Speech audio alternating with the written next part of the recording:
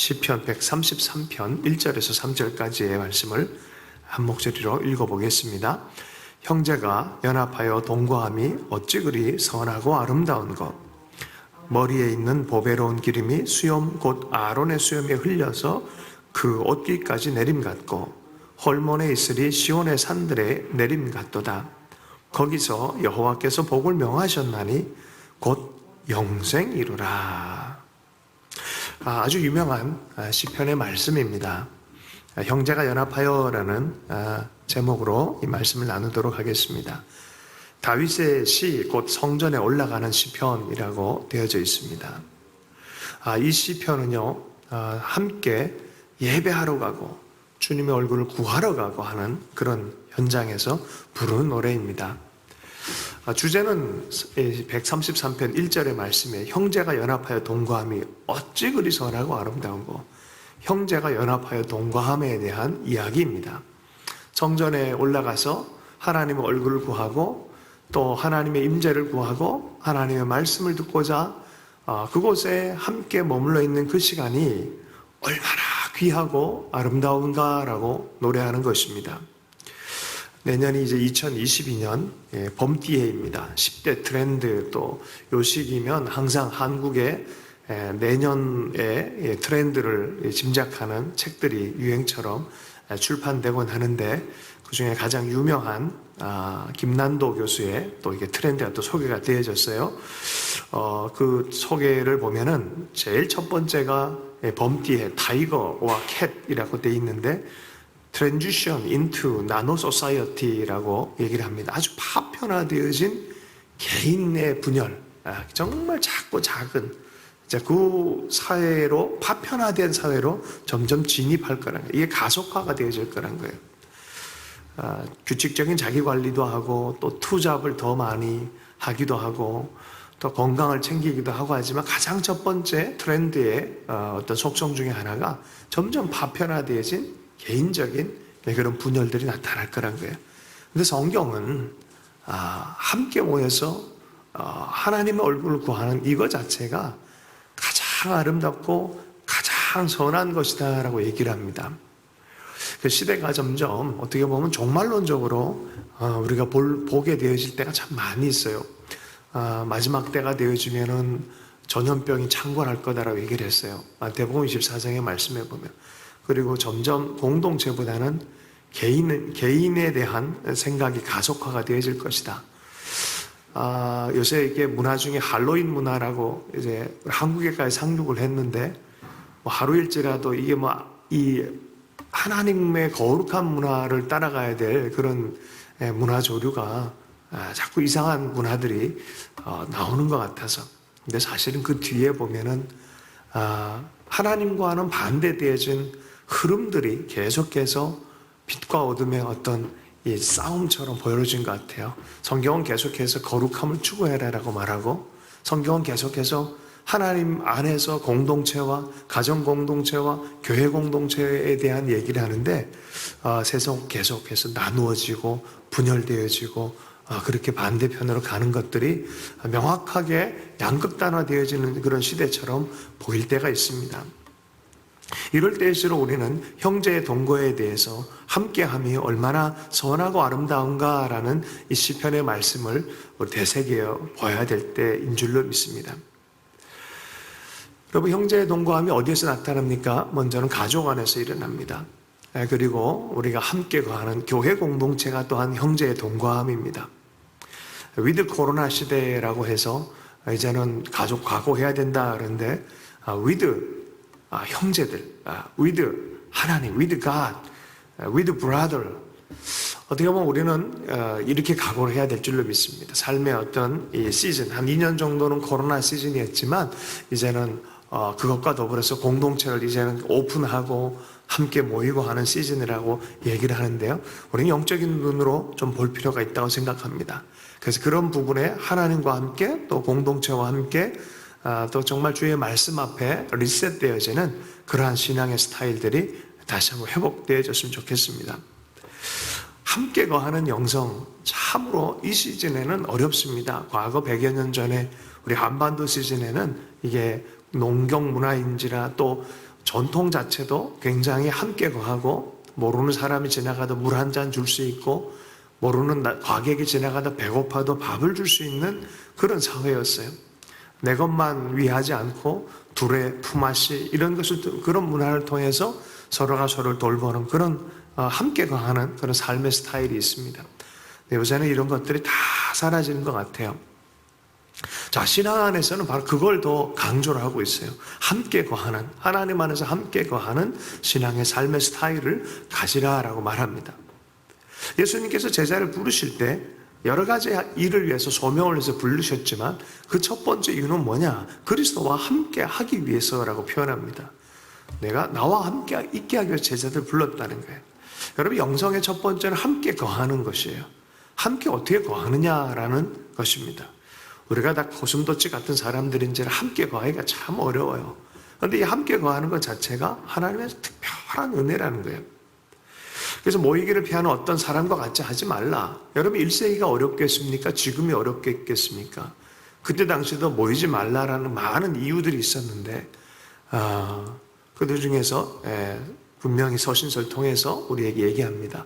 모이기를 피하는 어떤 사람들과 같이 하지 말라. 우리가 방역을 어기자 이런 소리가 아니라 최대한 그 모든 질서를 지키는 것 안에서 최대한 계속해서 모이는 그런 모임 안에서, 함께함 안에서 하나님의 복을 명하시는 것이 있기 때문에 그렇다는 것입니다. 여러분, 가정이요, 뿔뿔이 살면 안 돼요. 일어나는 시간, 또 자는 시간, 누가 들어오는지 어떻게 되는지 식탁의 자리도 별로 하지 않고 이렇게 살아간다 그러면 이 가정이 나중에는 이 끈끈한 공동체 정신이 사라져버려요.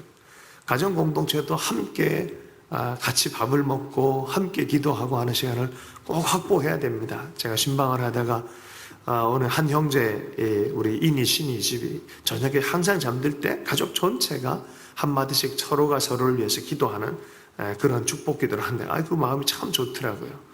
아침에 일어났을 때도 같이 시편을 읽고 또 말씀을 읽고 또 출근하기 전에 잠시 서로를 위해서 기도하고, 이러한 것들이 정상적인 가정의 모습입니다. 하나님이 기뻐하는 가정의 모습입니다. 이게 이상하게 생각한다면 그 생각 자체가 이상한 겁니다. 이게 정상적인 가정입니다. 저녁에 서로를 축복하면서 재울 수 있기를 원합니다. 우리 자녀들 대상으로 함께 또 품어 안고 하나님의 사랑으로 축복하는, 요새 할로윈 문화를 보니까 제가 할로윈 이게 문화, 애들 캠프하는 데 잠깐 가봤는데 뱀파이어 나의 신랑 나의 사랑 이런 가사를 막 노래하고 있어요. 깜짝 놀랐어요. 여러분, 365일 중에 하루를 그런 식으로 문을 열어두는 게 별거 아니겠다 생각하지만 그 별거입니다. 되게 중요한 겁니다. 그거.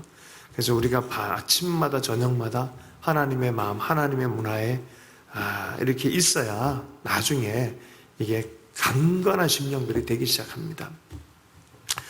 가정에 함께 머무는 축복의 풍요, 하나님과 함께하는 것들, 함께함 자체가, 형제가 함께함이 어찌 그리 선하고 아름다운고, 하나님 입장에서는 이게 선하고 참 아름답다.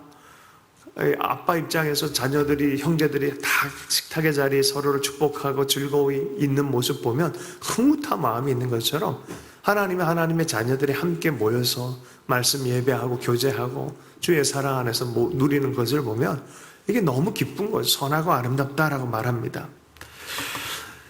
이러한 문화가 우리 삶 안에 있는지를 확인하고 그렇게 하기 위해서 또한 노력해야 될 부분이 있다면 우리가 한 발 한 발 변화하는 그런 리셋의 시간이 우리의 삶 안에 있으면 좋겠습니다. 2절의 말씀을 보겠습니다. 머리에 있는 보배로운 기름이 수염 곧 아론의 수염에 흘러서 그 옷깃까지 내림같고, 아론은 대제사장입니다. 그렇게 함께함이 두 번째 묘사되어진 게 뭐냐? 머리에 있는 보배로운 기름, 대제사장으로 임명할 때 붓는 거예요. 왕과 제사장과 선지자에게 하나님께서 하나님의 일들, 하나님 나라의 일들을 할 수 있는 능력과 권위를 입힐 때 이 기름을 붓는 것입니다. 함께 할 때 우리에게 이러한 성령의 기름 부으심, 하나님 나라의 특권들을, 능력과 권위를 부여하신다는 거예요. 이게 얼마나 놀라운 일입니까? 이사야서 11장 1절과 2절의 말씀에도 그렇습니다. 이새의 줄기에서 한 싹이 나며 그 뿌리에서 한 가지가 나서 결실할 텐데, 예수님, 메시아에 대한 얘기, 기름 부은 자, 메시아, 그리스도에 대한 이야기입니다.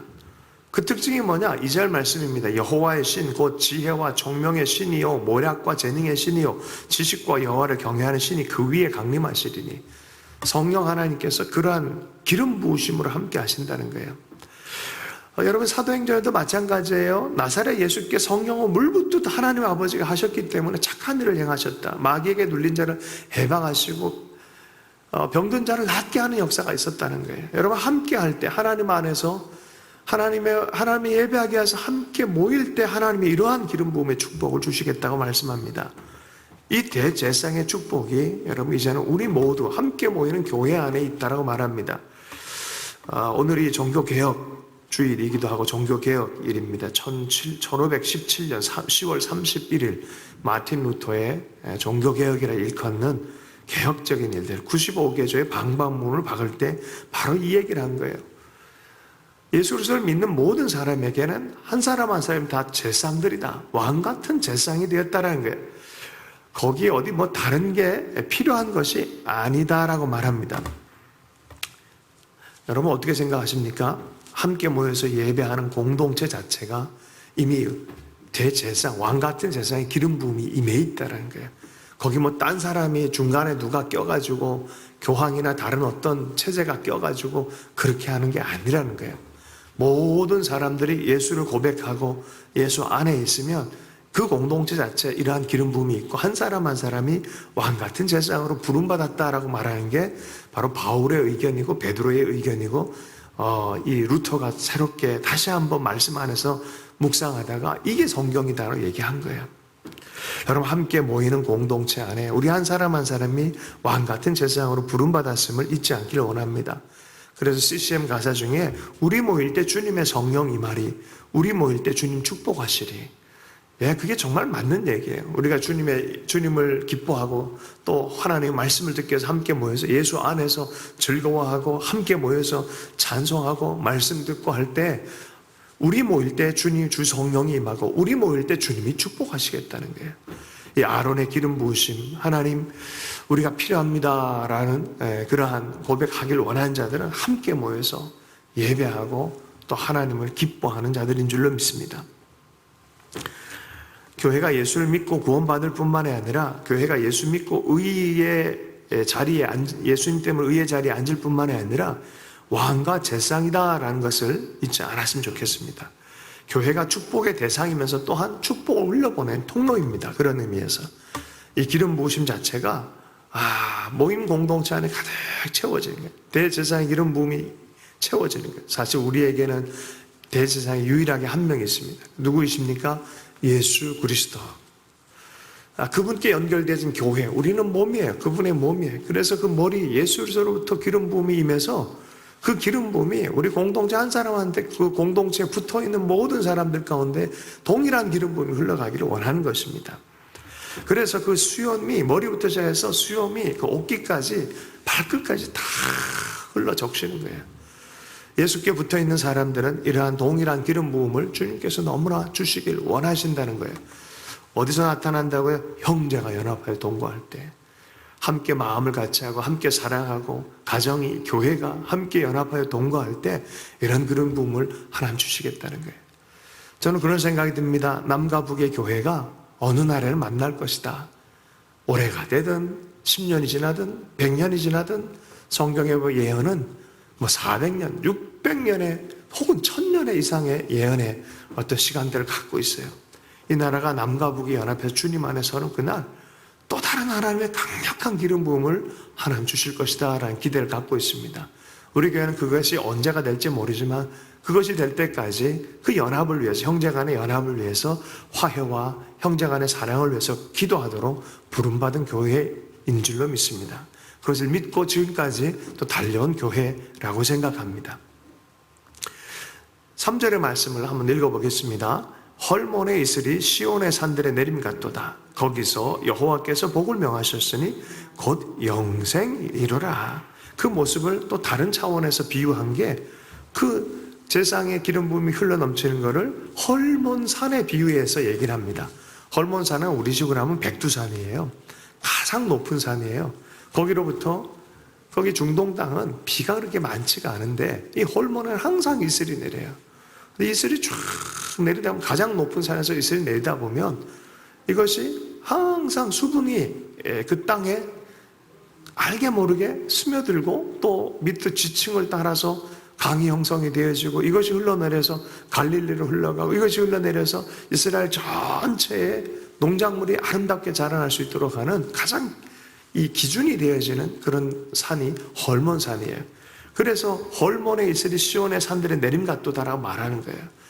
백두산에 큰 복된 어떤 강수가 흘러서 이것이 땅 전체를 쫙 적시는 거예요. 여러분, 이스라엘은 강원도 땅만 해요. 그래서 이렇게 얘기할 수 있는데 우린 좀 넓잖아요. 어쨌든 그래서 쭉 전체가 다 비옥하게 되어지는 이것에 비유하고 있습니다. 함께 모여서 주님을 얼굴 구하고 예배하고 말씀 가운데 머물며 서로를 함께 연합해서 있을 때 이러한 대제사장의 기름 부음을 비유했고요. 두 번째는 헐몬의 이슬 같은 복이 있다는 거예요.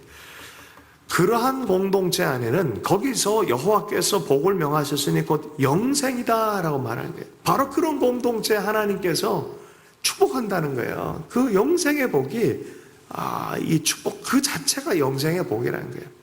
여러분, 영생은 뭐 어디 이상한 종교적인 수사로 끝나서는 안 돼요. 하나님과 영원히 함께하는 것을 얘기합니다.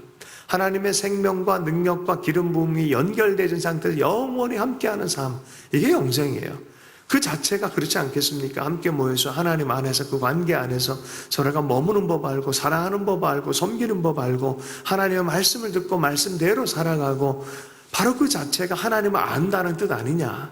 그럴 때 하나님은 너희에게 복이 되어진다는 거예요.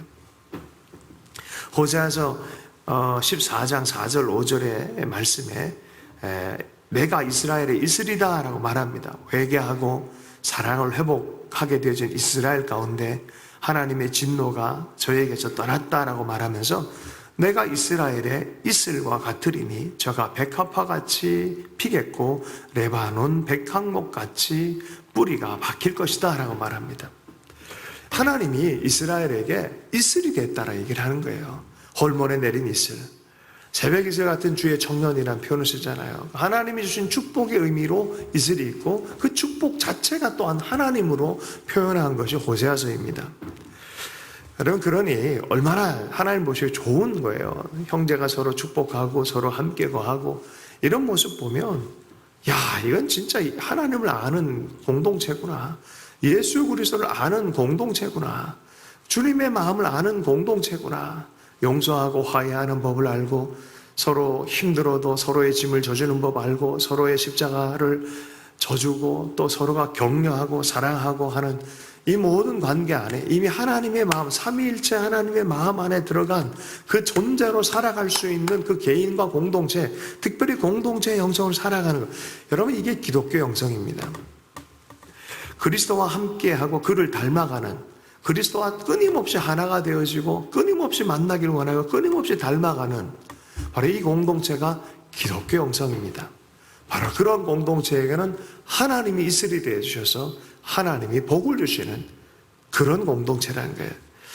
다윗이 노래한 시예요. 다윗은 어떻게 이걸 알았을까요? 일생을 통해서 하나님 임재를 쫓아갔고 마음을 쫓아갔고 형제가 연합해서 하나님을 예배할 때 시대마다 때마다 복 주시는 것을 경험한 거예요. 시대마다 때마다 하나님이 그 굴곡을 넘어가게 하고 환난을 넘어가게 한 것을 경험한 것이죠. 여러분, 가정이 연합하여서 하나님 앞에 예배하십시오. 기뻐하십시오. 그리고 서로가 서로 깊이 사랑하십시오.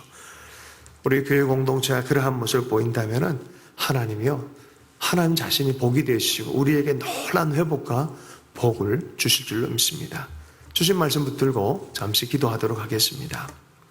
하나님, 우리 공동체, 우리 가정이, 우리 교회 공동체가 형제의 동거함의 신비, 그리스도 예수 안에 있는 그 아버지 하나님 함께 거함의 은혜, 아버지와 함께 거하기 위해서 우리 손을 붙잡아 주신 예수 그리스도의 십자가의 은혜 하나님 깊이 새기며 하나님 얼굴 구하며 예배하고 또 말씀 들으며 함께 즐거워하는 그러한 은혜가 있기 원합니다.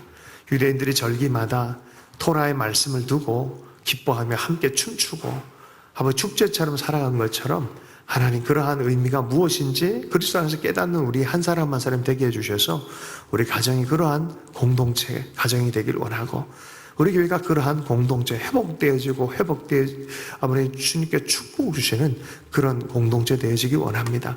오늘도 그러한 은혜를 간구하고 기대하며 아버지 하나님 한 주의 삶도 그러한 회복의 역사, 기쁨의 역사가 넘쳐날 때 주님께 친히 복이 되어 주셔서 이끄시는 귀한 가정과 공동체로 삼아 주시옵소서. 오늘 종교개혁 주일입니다. 그러나 세속은 할로윈데이라고 하고 주님을 또 멀어지는 그런 시간이지만 우린 주님께 더 가까이 갈 수 있도록 은혜 허락해 주시기 원합니다. 삶이 새롭게 시작하는 하나의 페이지를 넘어가는 시즌입니다. 어찌하든지 참된 공동체의 모형을 따라가는 가정과 교회 되게 해주셔서 이 시대 안에 주님의 하실 일들을 수종드는 자들 되길 원합니다. 또한 시대를 위해서 기도하길 원합니다. 하나님 남과 북의 대치가 끝나도록 주님 역사해 주시고 참된 평화가 임할 때까지 우리가 샬롬을 위해서 계속해서 기도하는 그러한 민족 될 수 있도록 은혜 허락해 주셔서 열방을 섬길 수 있도록 역사하여 주시옵소서. 이 한 주도 주님께 의탁하고 살아계신 예수님 축복하며 기도했습니다.